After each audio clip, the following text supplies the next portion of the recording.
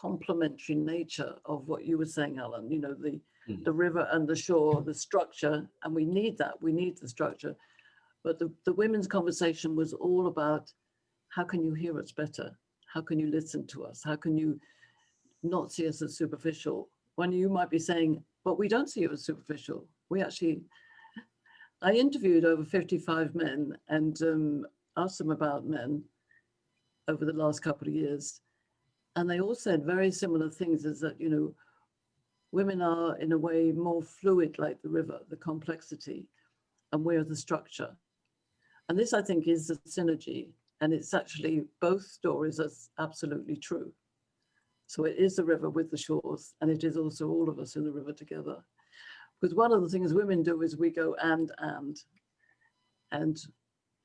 men are more either or. Do you remember on the illustration of the two operating patterns? So let's just take a trip a little further down this river. And Angela, if we could go back to the slides. I just want to expand before we go into our smaller breakouts, is if we go on from here, if we take these two operating patterns, the men with that structure, and absolute, we really understand your respect and honor for us, Alan, and everybody who was in the men's group. But also here, the conversation in the women's group was around this circular nature. So if we look at this and press the button, Angela, on men are different to each other and women are different to each other. And we sit in a pool of 360-degree harmony and understanding, but we still got these two operating patterns. And the additional area is that we have masculine energy and feminine energy. If you click again, and the masculine energy and the feminine energy is in with all of us. And when my study, I discovered there were different types of men around and women around the look. So if you click all the buttons, Angela, what we've got is different types of men, different types of women. And we have that on our call here. So I discovered this because I wanted to understand myself as a masculine-minded female, which doesn't mean I'm any less of a female than any female on this call. But I will, in my stress especially, go to a masculine energy, and on occasion might look as if I'm behaving like a man. So if you click again, Angela, we'll get all the bits on this. And these are just archetypes that I've put on the map to help us. They're not stereotypes, they're just guidelines. But if you look at the next click, which is the center is where the conversation is. And the center is where we bring our energy in. And in there, we are different types of men and women. So all the things we already discovered, these just slightly different, the river and the shore, and the river all coming together with not being superficial, being heard for who we are, understanding our life at work. We've got different ways of talking to each other. And if we click the arrows onto the screen, and next one more, and then stop. I want to tell you a quick story. A client of mine who was a man, he was concerned about his relationship with his grown-up daughter. He was in his 70s, she was in her 40s. His wife had died after a long marriage, her mother, very sad, but he had recovered from this. He was now a widow. He remarried, and his daughter was feeling a little bit put out maybe by the new wife or whatever. There wasn't an issue, but he felt that he wasn't getting on as well with his daughter. So he came to me and he was sitting there saying, I'm a very wise and understanding man. And I'm probably that FM, that philosopher. I'm very thinking, very feeling. And he was, but his language was very masculine because he said, I keep on telling her what to do. I keep on telling her what she needs for her kids. I keep on telling her she needs to do. And I kept on hearing this word, and he was doing it with love. She was hearing it as an invasion of her space because she was protecting her new life. Her mother had gone, she had grown up, she had young children, she was into a job, she had her own territory as a woman. And she felt that her father was coming in and being invasive. He was doing it with love. He was doing, I'll tell you how to do it so I can protect you and share what I know. She was saying, don't come into my space because I'm now in charge. a very simple turn of phrase I shared with him when he understood the map was for him not to say tell, but to say ask. So instead of telling her what to do, he asked her what she wanted, to sit beside her rather than opposite her, to listen more. The whole relationship turned around just by that turn of phrase. So this is why I say we sometimes with love don't understand what the miscommunication may be in certain situations. He was actually much more masculine male, a very wise one, but he was very into bullet points and mathematics, and he just didn't understand where his daughter was. They didn't change places on the map, but they actually understood each other better. And in fact, he never told her why he knew how to change. He just did. And she grew in her love for him because he wasn't threatening her with his tell. So let's take ourselves back to the next breakout group. Let's go to the next screen, Angela. I hope that story makes sense, is that if we're going to create our future together, we're going to be the river and the shore, and we're going to be in the river together, not, understanding that we're all part of it, that life is very important for women. Let's click to the next slide. He was doing very tell. He could turn to ask. These are just little bits that I want you to think about. Do we tell? Do we ask? Do we say share? Do we use the words listen, sense, observe? What is it we do that we can commit to change the balance of what came out in our separate groups? So the next question, and I love the question from Leslie, I found the younger generation are confused about their roles. I think that is true. And so therefore there's a lot for us to do, is to stand up and be counted. So if we just click once, Angela, the breakout, you're going to go into mixed groups. And I want you to share with each other what you can count on me for, two. So as a man, you can count on me two, you can count on me for. What would you count yourself for the other people in the group? So we're going to go into mixed groups, and your question is to say, understanding the difference between men and women in that very simple first exercise. What is, as a man, you would be counted on for, and as women, what can we be counted on for to make more synergy between us? Okay, so this is a challenge. It's more about action. Let's go for it. We've only got 15 minutes left, so we're going to give you 8 minutes here in your small group. And I want you to please come up with at least 2 or 3 statements about you can count on me for, as a man to a woman, for a woman to a man. Is that okay?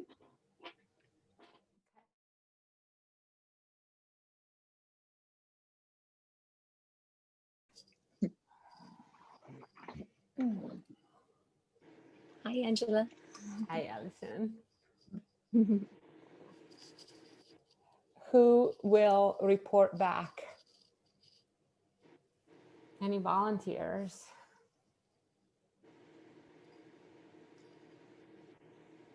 I can do it.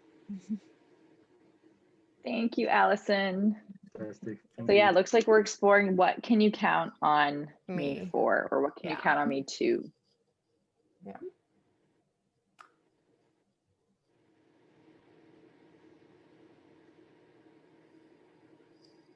So I think one of the things that when I've worked in teams with both genders is you could always count on, I'll speak for myself, was to bring mindfulness and listening to the group, because I found like whenever it was working with men, they'd get right into it. It was really direct, and the meetings were not actually, they didn't go into an effective flow state where ingenuity was being brought in.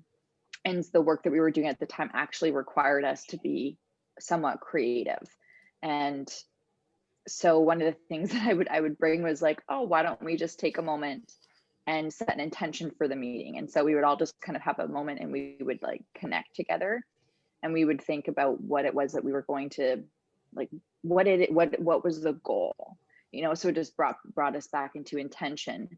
And the amount of work that we ended up getting done was actually substantial compared to the meetings that were led by the men, or when these practices were not involved. So there was the mindfulness, intention of goals, and then there was a unity component of like, what were we there for? And we actually stood in honor.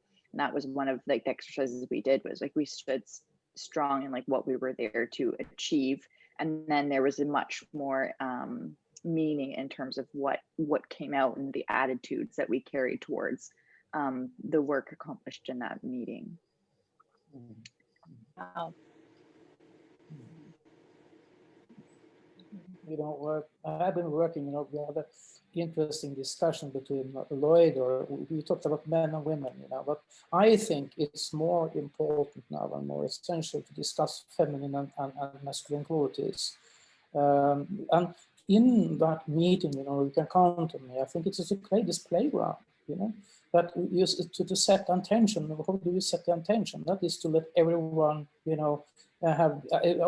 start with a brainstorming, and the brainstorm is that where are you? Because very often we come to a meeting in business, there is always a purpose. It's already set. It's an agenda. So if it is an agenda, then to be open to listen. So I listen. We said, okay, this is structures. These are more male, arguments, and then you have some female, and then we try to put it together.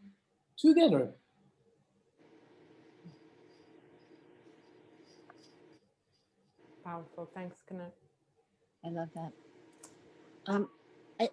I think one of the things you can count on from my perspective is I always try to hold a space for really understanding I really appreciate men for being men and what they bring, the qualities that they bring to the table. I grew up with a very, very strong so I really appreciate my father's growth. He really taught me a lot. And I really appreciate who he is. And when I'm in a meeting or when I'm with other men, I really try to appreciate who they are. Whether I agree or disagree, or I like what's being presented, I try to hold space. And even with my own partner, I just try to accept the acceptance of who he is, regardless of what I think about it or how I feel about it. I try to hold that space. At the same time, you can count on me for empathy and compassion, always, and kindness. It's just one of my platforms, because I think without that, communication breaks down. So I think that's one of the gifts that I can bring to the table on my side. Beautiful. I find that often those qualities are always appreciated and go the distance, but they're undervalued and underappreciated, and actually can be used to demean our value, even though they're the thing that provides like the gas in the tank for a project, or the confidence of the members of a team to go the distance. And I think that's one of the things that goes most underappreciated, and actually like brings our value and our status down in the workplace. And from my experience, it's seen as weak, even though, like I said, it's the gas in the tank. I agree. Thank you for sharing that. Yeah, thank you. Thank you. Yeah, I loved your share. I think it's very difficult for me to judge myself as a man. I mean, seeing myself in a meeting or in a, interacting with women, and try to define, okay, how do I behave, and without going into the stereotype. But my first behavior when I enter a room, at least from my side, right? I'm talking about my opinion, my feeling, right? Is more about trying to make sure that if everybody in the room is there, it's for a reason. So trying to incorporate, everyone into the discussion, even though they might be silent, etc. I mean, there's always a sharing of opinion, and if they chose to be there, or if they were asked to be there, there was a reason for it. And I think that's where it's very important to, I mean, for my side, when I enter a room, is always to look at each individual in the room and, you know, try to understand the purpose, and then, you know, if they are silent or if they're not participating, just trying to point fingers and be like, okay, what do you think? What, you know, how would you then come back with a problem? My side, I'm an engineer, so I'm more on the, you know, solution seeking rather than problem statement, in which, you know, I need to work on, and that's something that, you know, it's one of the I think a trait of a man in general. I mean, again, you know, I might be jumping into stereotyping, but, you know, we like to find solutions, even though there's no problem. But this is part of the conversation that we're having. Love is that. how can you be you and bring that problem solving nature of yours, because it's absolutely okay, because that means that I don't have to have it. And that was our timer. And I can be myself. So, and I can bring, and that will be how we conclude, and I'll close the rooms in the meantime. So I have about 30 seconds to say this, is for me is bringing the meaning of the word together and staying on purpose. Like you mentioned purpose, and making sure that if we have to pause and let go of the agenda, we can do that, and staying with what needs to be created instead of what we thought it would be, this conversation would be. So really being in that powerful moment with each other. Amazing. Yeah.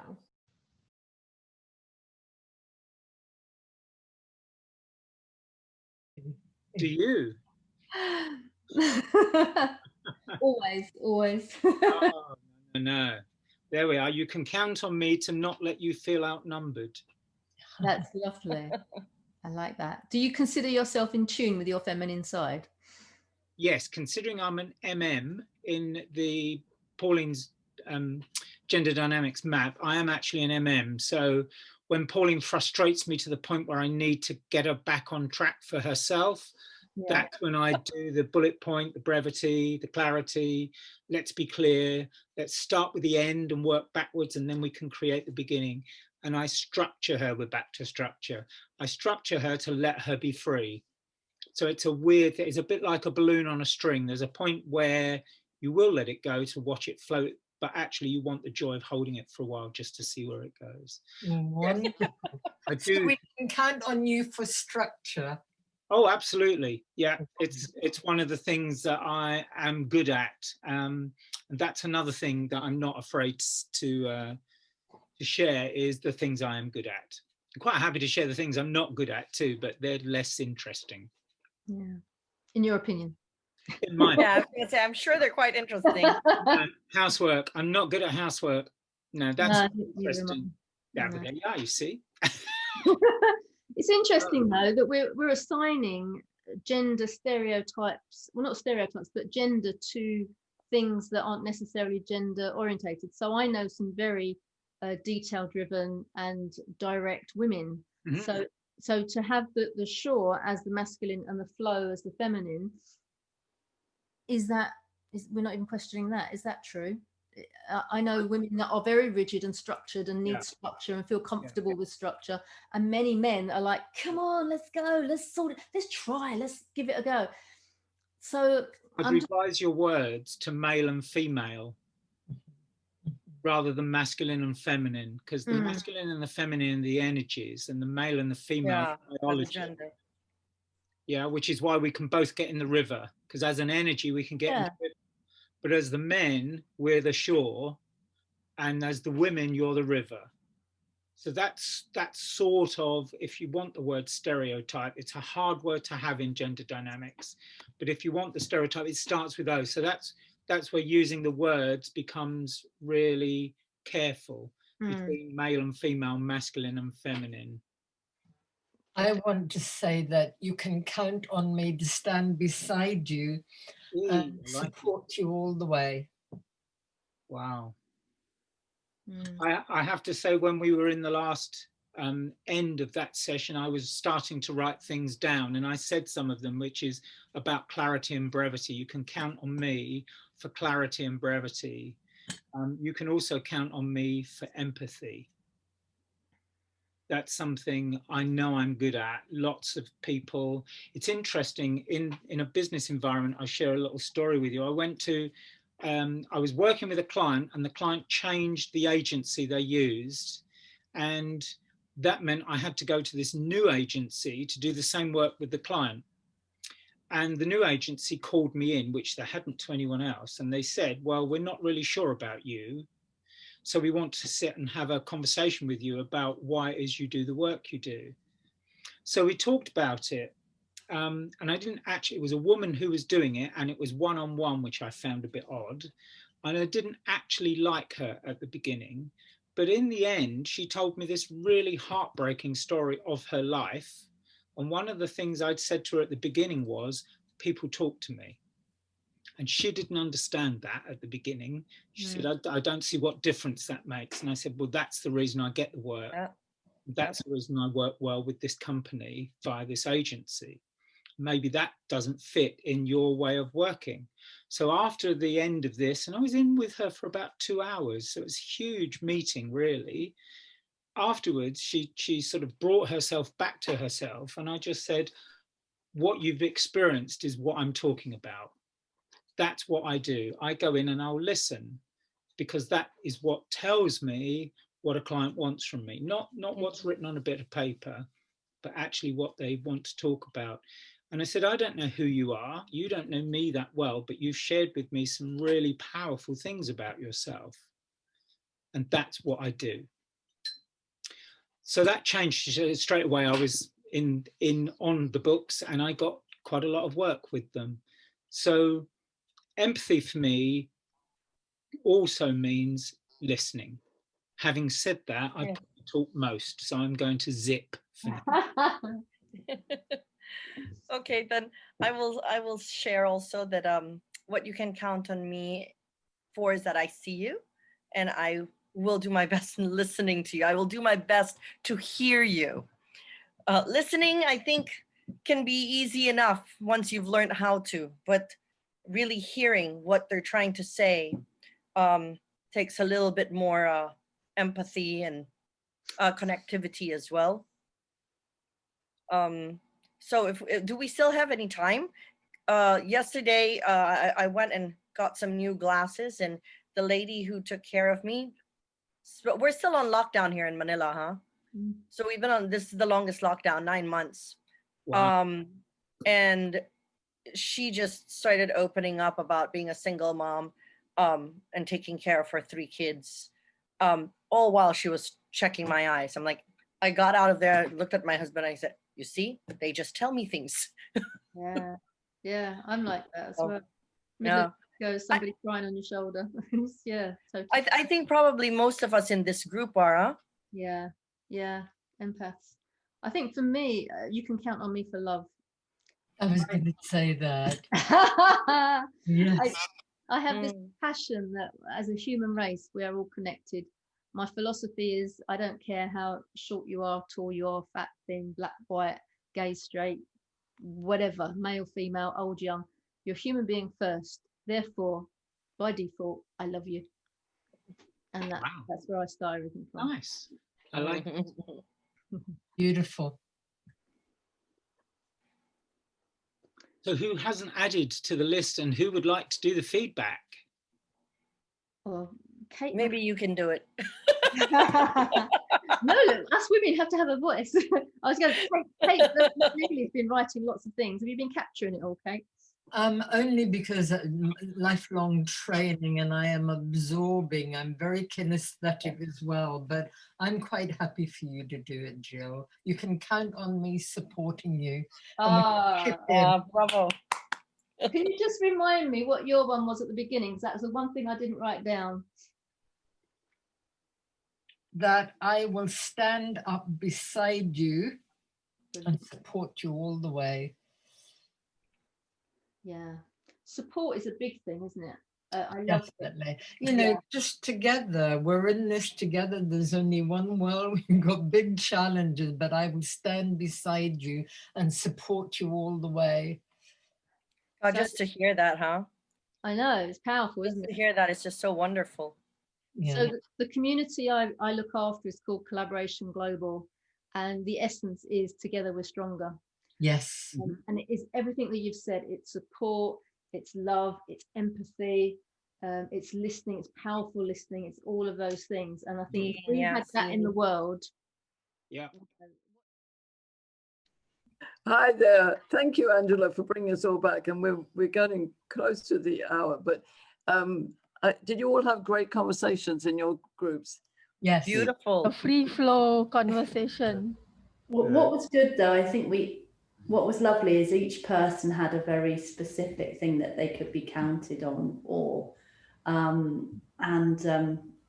Tammy sort of got us started, which I really appreciate, and Alan facilitated it fantastically, and everybody shared something, and there wasn't a consistent theme. In fact, we ended this sort of 5 minutes or 10 minutes or whatever it was by saying that if you look at your map, Pauline, people felt that we probably go to different places on the map depending on what mood we're in or what group we're in, what learnt behaviours we might have to be with that type of group or what have you. So I hope that's helpful. Absolutely. One of the things that I noticed, if I can, one of the things I noticed in there was that each of the things that we came up with, they were all complementary to each other. Nice. Good. Yeah, I told them, Pauline, that I'd seen that diagram once before. So depending on the scenario or situation we are in, we will move from one to the other. Okay. So next group, who was the next group? Anybody? Jill, Kate, the two Kates, McNeil and Moynihan, and Philip. Okay. I got sort of nominated because I moaned that we couldn't let Philip do it as the only bloke. Us women have to have a job. But it was beautiful. It was, thank you so much, because I absolutely loved it. Philip said you can count on me for clarity, empathy, and listening. And one of the Kates said, I see you, and I will always do my best to hear you, which I thought was amazing. And the other Kate was, I will support you, I will stand beside you, which again, all of these are coming together. And then what happened is I then said, you can count on me for love. And then everyone else went, I was going to say that as well. All of a sudden, it was like it turned the conversation into something that was much bigger than just us. And it was seeing how when we get this right, we all can come together, then we can make the world a beautiful place. So thank you for that conversation, guys. Really appreciate it. So this is our mantra for the next weeks and years. You can count on me. Our group, Leslie, would you like to do a comment on our group?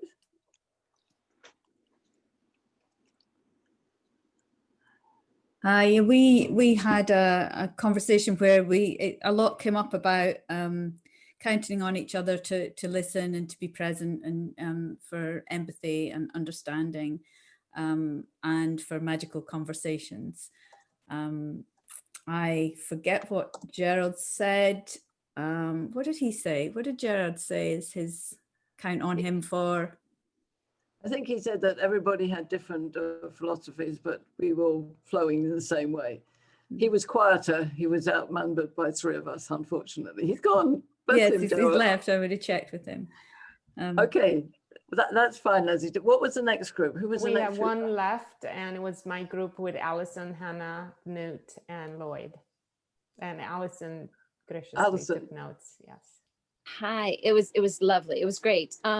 We first talked about mindfulness and listening, that when we brought mindfulness and listening, it had an effective to like slow a meeting down and bring intention, and it allowed creativity and goals, and productivity was higher. You could count on unity and honor, and it was achievement oriented. Then Knut brought in that he would bring the feminine and masculine qualities to create like a playground for brainstorming and purpose, and open to listening for both energies. I then brought up compassion and kindness and empathy, and that it was like, I can't remember the other woman's name who said it's like the gas in the tank and it usually goes the distance. But then this amazing thing happened that Lloyd said he was afraid that he was going to sound like a stereotype, and that he was trying to bring out his point, and that he would incorporate everyone into the discussion, and that everyone has a reason, and that he sees everybody in a discussion, that every individual has a purpose, even if someone is silent. And then, Angela, if you would take over, because you so beautifully said at the end that our discussion, everything that we said had purpose, but he was so afraid to say what he was trying to say, and it just, our conversation blossomed into this magic. So Angela, if you would take over from there. You can be you, and so that I can be me. Like, you can count on me to be me, so that you can be you, with your problem solving, with your agenda, with your purpose. And it's okay to be all of that, so that I can be me and complement you. I think that is fabulous, and that is a wonderful place to round this session up. And that's what it's all about. And this is my passion, and I'm so thrilled. We are different. We are the river and the shore. We are the river together. When we get to the sea, then there are different things in the sea. Understanding the magic of our differences between us as women, or between all the men, and between men and women together. If you remember that operating pattern at the baseline, and then the amazing complexity that we bring together, there's never enough time to really get further, but every month we're going to do this. The next one will be always on the second Monday of the month. So the next one is January the 11th, which in American terms is 01/11/2021. It's a good date, isn't it? Yeah. Isn't that right? You had to put the month first instead of the date. In England, we would go 11/01/2021, but whatever it is, it's a wonderful date. The goal today was to, again, as ever, really understand that we're on the same path together. We're on that river, but we really want to have all the parts understood fully, fully, fully. So as we collect these stories, one of our goals is to take this message out to the world. And what we're going to do is to put all the dialogues together from last time, the films, and next time, and we will send them all to you. And I would really invite you to read the dialogue in depth, to watch the differences when you look in the room with men talking, with a room with women talking, and really just feel the different energies. It's okay. It's okay to be the river and the shore, to be in the river together, to be on the river, in the river, wherever it is, but to be yourself, you to be you and me to be me. And to understand, if there's ever a time when you sense a miscommunication, stop and pause and ask, is this working? And find a way to find the magic again. I like that, Tammy, splash. We're all in the water together. I really want to thank, especially the new people who came this time. Please give us your feedback. We love the fact that you're here. Thank you for Alan for coming in from such a long way away. I know the flight was really tricky, but you did a sterling job, and it's now 3 a.m. in the morning in Australia, and I want to applaud you for that. Oh, my pleasure. Thank you for the invitation. Oh, thank you. And I'm going to see you later on a panel. So Alan runs the Campfire Project, and if you want to be on any of his panels because you want to say your piece in the world, then please contact him. He's fantastic. Thank you to all of you, and all of you men for being open and honest, and all of you lovely women for being open and honest. This is the way forward, I believe, and we can change the world together. It's not the old game. It's a totally new game with new rules and new ways forward. So I honor you all, and I thank you for coming, and put that date in your diary, Monday, the 11th of January, 7 a.m. So we hope you'll still be with us, Ellen and Kate and Christiane, and hopefully Terry will come back again from Malaysia, and we will go forward. Please make sure you put any of your details in the chat, and we will make sure that we get back to all of you. And happy We holidays. appreciate you. Oh yes, and have a happy holiday. And in England, happy Christmas, because we do talk about Christmas in England. I know you don't in America, but happy holidays, happy Christmas, happy New Year. Let's make sure that as we enter 2021, this idea of real synergy honors all of us equally with equity, compassion, love, trust, joy, and celebration. Thank you. Thank you. Thank you. Thank you. you. Bye. Bye. Bye.